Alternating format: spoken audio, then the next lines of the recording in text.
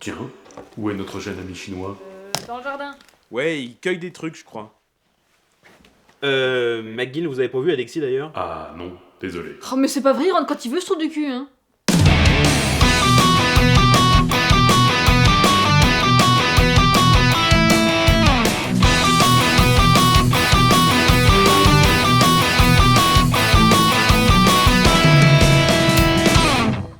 Bon, à quoi tu joues? Aujourd'hui on se dirige vers le pays du soleil levant pour essayer de retrouver l'autre débile avec Ninjato. Cool!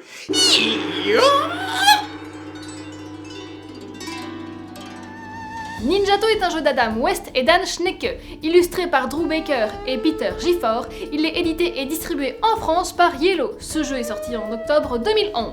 Ici, nous incarnons des ninjas, des guerriers de l'ombre, aux réflexes affûtés et à l'agilité et la précision décuplées. Bref, des mecs qui se la racontent en pyjama noir. En ninjama! Ouais, je fais aussi de l'humour! Ah! Et nous allons agir dans l'ombre pour amener le futur clan dirigeant au pouvoir.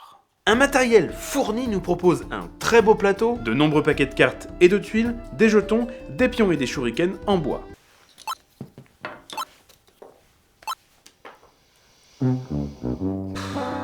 Le plateau est dense mais très bien pensé puisqu'il regroupe nombre de lieux liés aux différentes actions que nous allons pouvoir entreprendre. Pour gagner la partie, nous allons devoir collecter le plus de points d'honneur. Et nous devrons y parvenir en jonglant avec les différentes actions à notre disposition, sachant que nous ne pourrons jouer que 3 actions par tour, et ce, durant seulement 7 tours. Bon, on se sépare et on essaie de retrouver Alexis, ok? Ça marche. Moins fort, Truduc! Et pour parvenir à nos fins, il va falloir nous entraîner et apprendre de nouvelles compétences. Et ce, en nous rendant au dojo ou chez notre sensei. Enseigner, c'est apprendre 2 fois. Ah non, ça va pas recommencer, hein.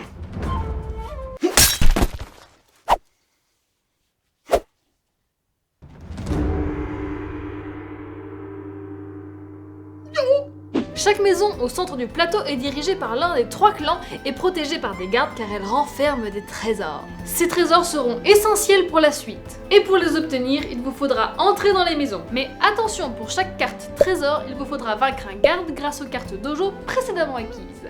Oh, merci. Alexis, t'es là? Pour rentrer dans une maison, vous aurez le choix entre user de vos muscles ou de votre furtivité. Mais une fois une technique choisie, vous devrez utiliser la même pour passer tous les gardes de cette maison. Si vous choisissez la force, vous devrez jouer une carte de valeur supérieure à celle du garde. Et si vous ne pouvez pas, bah vous passez pas. A l'inverse, si vous choisissez la discrétion, vous devez jouer une carte de valeur inférieure à la sienne. Alexis! Mais vous ne saurez jamais quel type de garde apparaît derrière celui que vous venez de vaincre, alors ne soyez pas trop gourmand et pensez à ressortir de la maison si votre main de carte dojo n'est pas assez fournie. C'est là l'une des seules marques de hasard du jeu. Au cours de la partie, vous pourrez faire évoluer vos techniques pour faciliter vos tentatives d'effraction. En retournant chez le sensei, vous pourrez choisir la voie de votre animal totem préféré. À force d'entraînement, vous pourrez suivre la voie du tigre, du serpent ou de la grue. Coin. Afin d'accroître votre influence, vous devrez corrompre les émissaires des clans ou répandre des rumeurs en versant des pots de vin grâce aux trésors accumulés. Chaque trésor n'a pas la même valeur, et certains sont plus rares que d'autres. Les pièces d'or, les dragons de jade et les vases ont une valeur haute, et vous permettent de récupérer des cartes qui vous rapporteront potentiellement beaucoup de points grâce aux rumeurs ou aux émissaires de clans influents.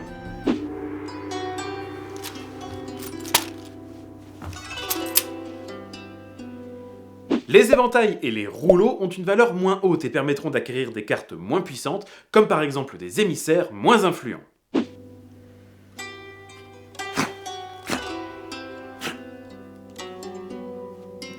Ok.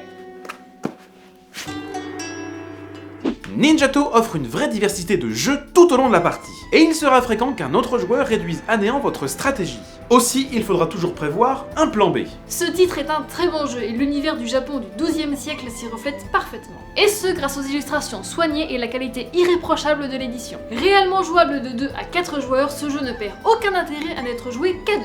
Quasiment pas d'éléments liés au hasard, seule votre perspicacité et la précision dans vos choix feront de vous le ninja le plus influent en fin de partie.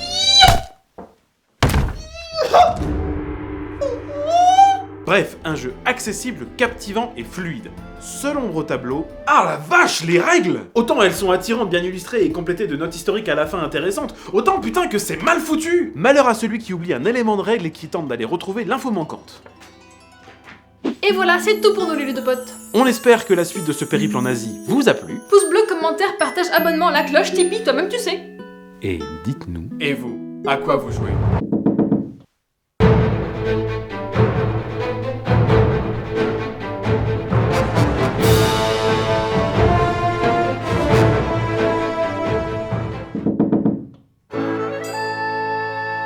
C'est vous qui avez fait un truc dans le jardin? Non, parce que j'ai failli tomber dedans en fait.